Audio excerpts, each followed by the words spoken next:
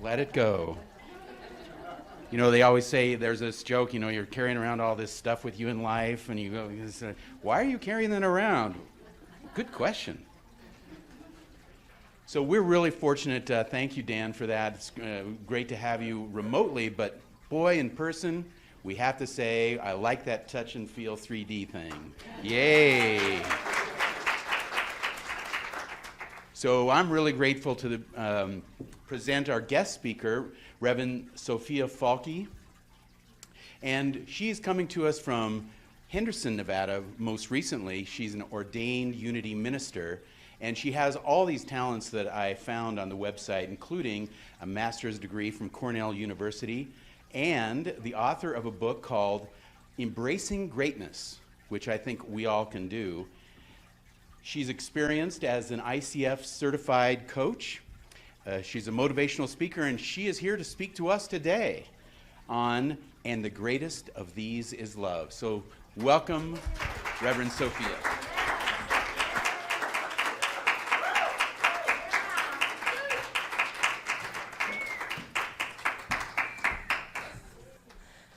Well, I'm humbled. I only drove 4.5 hours to be here.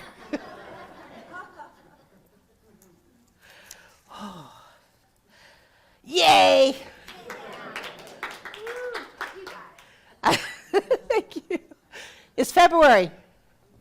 And what do we celebrate in February? What's the theme of February? And don't say Super Bowl. Love. And the Super Bowl, okay. I'll give you that. Yes, throughout the month we focus on expressing love. And we show it through all different ways. Sometimes flowers, and thank you. I got flowers when I walked in today. I have a gentleman friend, he came last Thursday to surprise me, and I teased him. I said, where are the flowers? He said, you bought some. I said, there is no such thing as enough flowers. And we, the cards, the gifts, candy. I don't need any of that. Why do we care so much about love? What is the big deal? Tell me. Why is it so important? Feels good. Feels good. That's all there is. Holds everything together. I like that, yes. It heals. Beautiful. Yes. So I don't need to talk anymore. You've got it, right? It'll be the shortest lesson ever. I'm going to take you to Corinthians because they talk about love in Corinthians, and you've all heard this before, and I'm going to bring it back again because I think we need to really look at what the Apostle Paul was saying. So the first one is, if I speak in the tongues of men and of angels, but do not have love, I am a resounding gong or a clanging cymbal. If I have the gift of prophecy and can fathom all mysteries and all knowledge, and if I have a faith that can move mountains, but do not have love, I am nothing. And if I give all my possessions to the poor and give over my body to hardship that I may boast, but do not have love, I gain nothing. So what is the basic message here? Gotta have love. But what is he talking about? The outer trappings? You know, what good are they? You know, what good are flowers if the heart isn't behind the flowers? What good is a card if it's not being given in true love?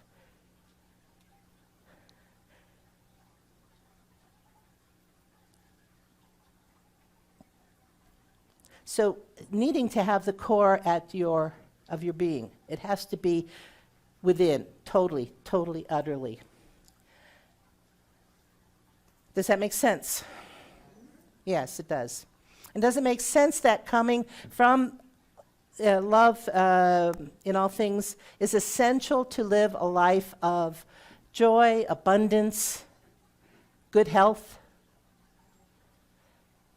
I think we forget about that. But what exactly is love? And again, I'm going to go to the Apostle Paul. He said, love is patient, love is kind. It does not envy, it does not boast, it is not proud. Anybody been in a relationship where you've had to do the love is patient, love is kind? How many of you have children? Yes. And it does not dishonor others. It is not self-seeking. It is not easily angered. It keeps no records of wrongs. You know, I called my mother one time, and I said, I was going through one of these self-development things where you called people that you wanted to pour your heart out to. So I chose my mother because I had an angry period. And I would just, you know, and where do you project out? It's where it's safe, right? So for me, that's Mom. And I'm calling up and saying, Mom, I'm so sorry. I shouldn't speak to you that way. And when we did this and when we did that. And my mother starts laughing. I'm pouring my heart out to my mother, and she's laughing. I said, why are you laughing, Mom? And she goes, I didn't see any of that. That's love to me. It does not dishonor others. It is not self-seeking. It is not easily angered. And it keeps no records of wrongs. Yeah, Mom didn't keep records. I'm so grateful for that. Love does not delight in evil, but rejoices with the truth. Have a lot of people delighting in evil right now, or what we could call evil. I call it separation from God, because they have lost track with the love within themselves. And it always protects, always trusts, always hopes, always perseveres. It's always there. I mean, how many times have you heard somebody say, I can forgive, but I can't forget? And they're not forgiving. And I'm not saying you forget something. However, you know, just in that statement, there's still the energy to it. You know, they cannot let it go. Now we see this affirmation, in essence, on plaques. We hear it at weddings all the time, right? But do we really listen to what the words are saying? Are we really focusing on truly what love is within? You know, Ernest Holmes describes love as unity, understanding, and harmony. And he says, love is a language which is universal, interpreted through every living soul and understood by all. Love will find the solution to every problem, will answer every question, and will ultimately vanquish every foe. Love begets tolerance, tolerance begets understanding, and understanding which is able to put itself in the other person's place. And I love that. You know, universal. It is everywhere. You can't go anywhere without finding love. Even in the most, angry parts of the world, which is actually, I think, anger, it's because of fear. There is love. There is love at some level. Imagine what it would be like if everything we did came from the space of love, came from that heart space. If it was, somebody cuts you off in traffic. Yesterday, there was an unkind gesture made to actually the gentleman behind me, because we were making a left turn and the person in front of me was not making the left turn. And so the one behind me thought he should be making a left turn. So this truck, big truck, blasting. And so the gentleman in front of me was making an unkind gesture. And I'm going,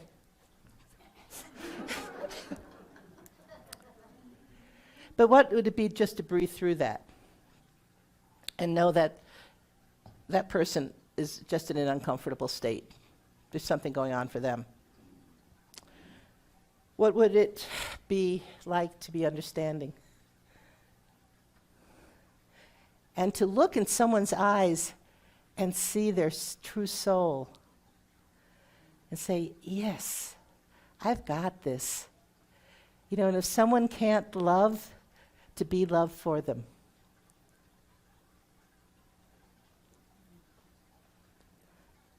Do you think that maybe, if we all came through that true essence, that we would see all the outer circumstances, and I loved, forget where it was, before in a service, but talking about the outer circumstances are not the truth.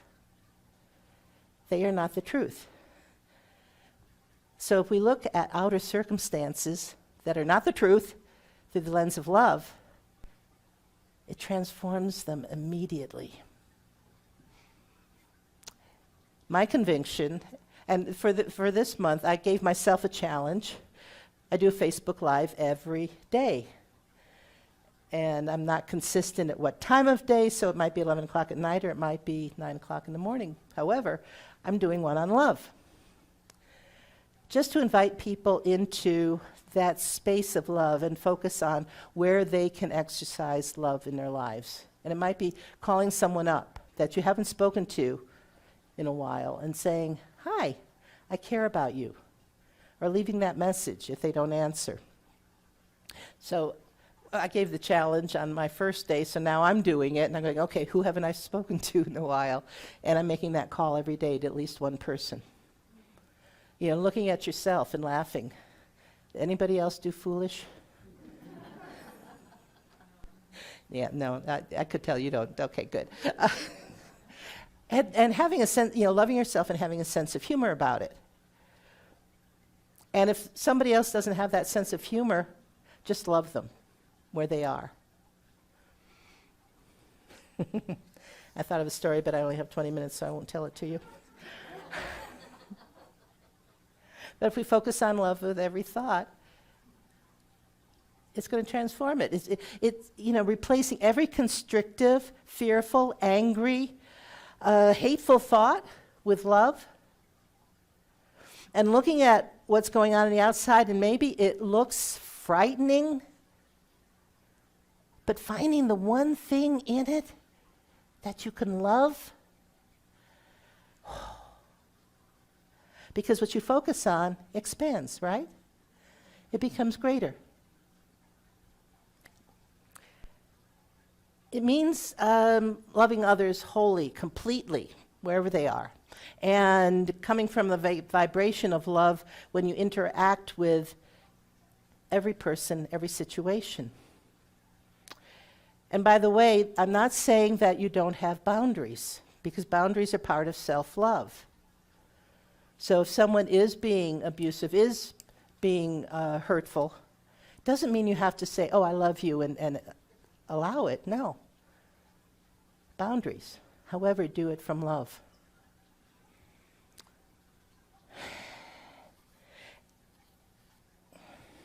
And you know, when you express love, you feel it. You become it. God is love. Do we agree on that? What does it say in Genesis, the second version? You know, I never noticed there were two versions until I was in seminary. The second version, where God created humankind in its own image, in its own image, right?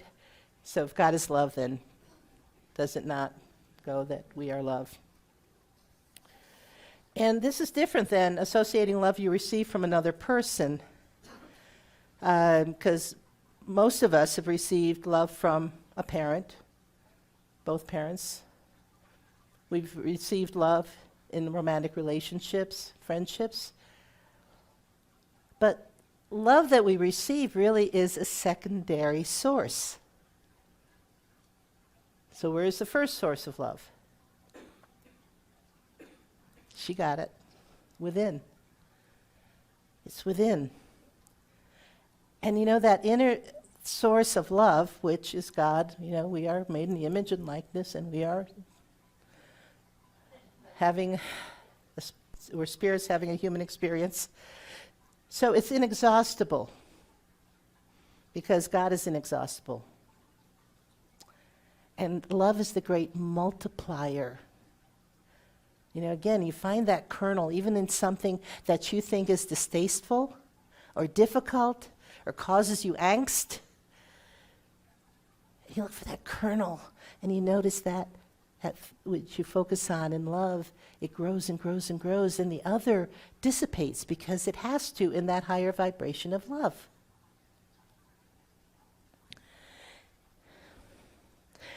And love, even what makes, or especially what makes you feel uncomfortable, because it's an invitation for healing and growth. If it makes you uncomfortable, then it's asking to be healed. It's rising up. You are open and ready for that next level of growth.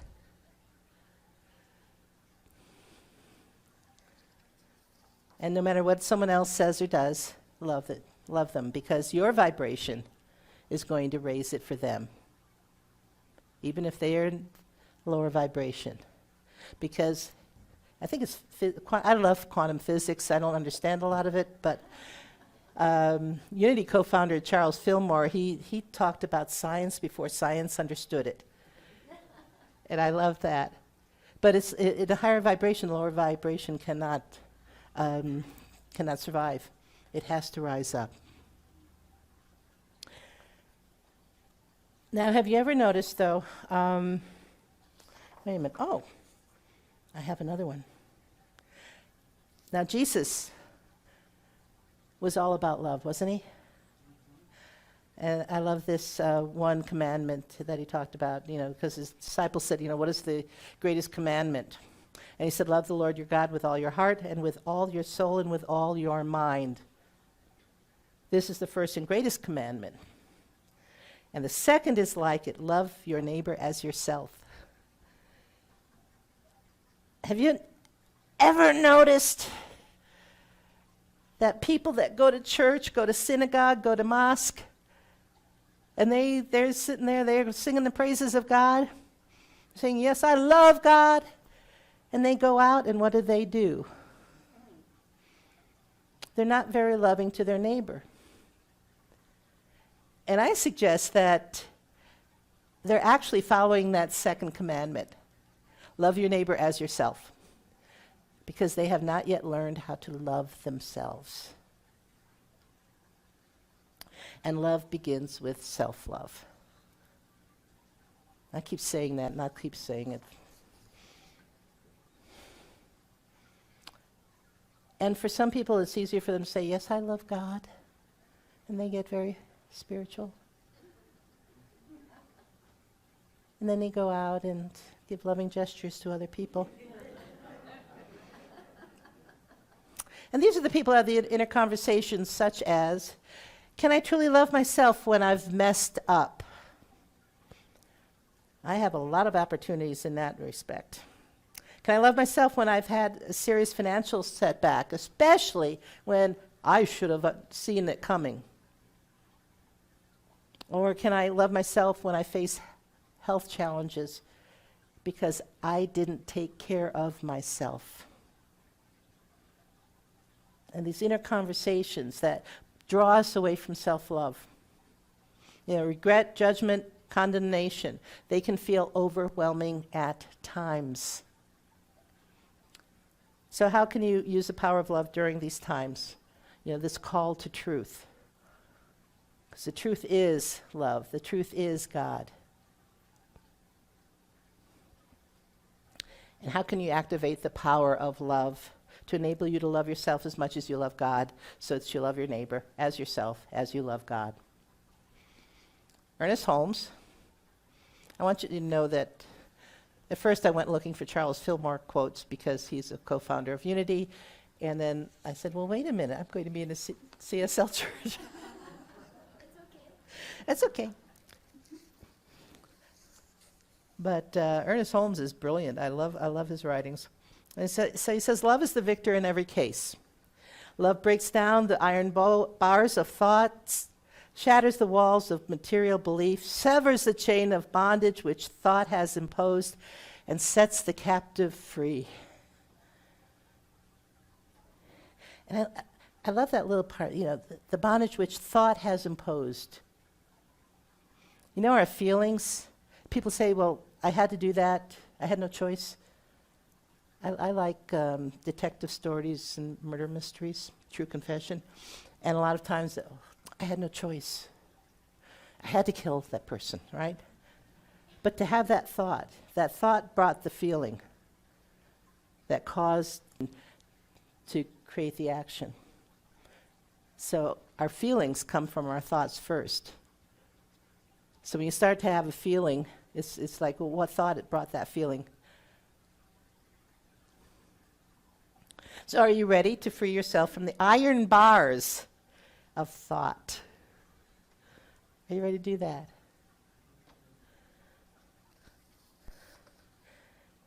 To set yourself and humanity free. I have a personal vision. And when I first when it came to me, I thought, who am I? And because I'm not Gandhi, I'm not Mother Teresa, I'm not Nelson Mandela or Martin Luther King Jr. None of these great people.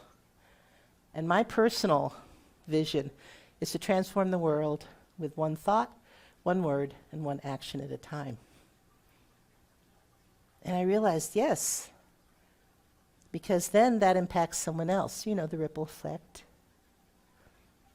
So I invite you to adopt a vision powerful like that, because you are the transformation centers for the world.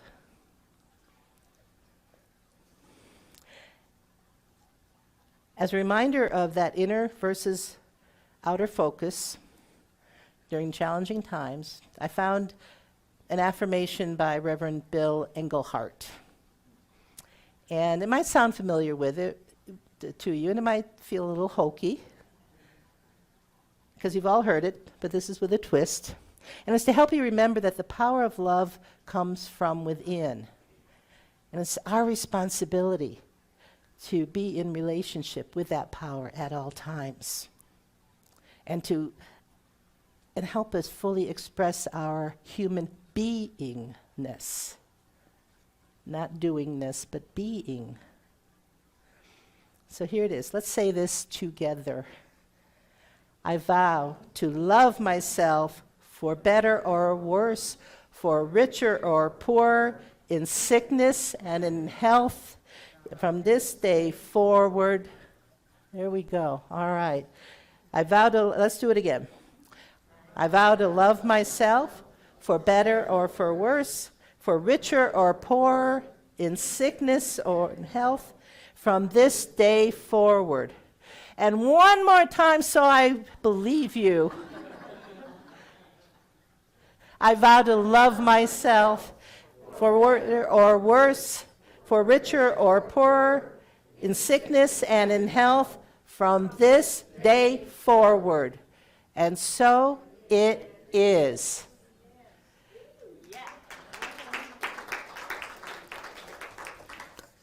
Do you need to anchor that further? It's just one moment. If you feel comfortable, close your eyes and take that in. I vow to love myself. No matter what's happening in your life, I vow to love myself. No matter what the outer circumstances, no matter what my judgment might be, no matter my fears, for better or worse, no matter my economic status, no matter if I should have, for richer or poorer, and no matter what I've done in the past, because up until now I may have not taken good care of myself, might have had less than healthy habits. But I love myself in sickness and in health, and I claim my health, vibrant health now, from this day forward. And so it is.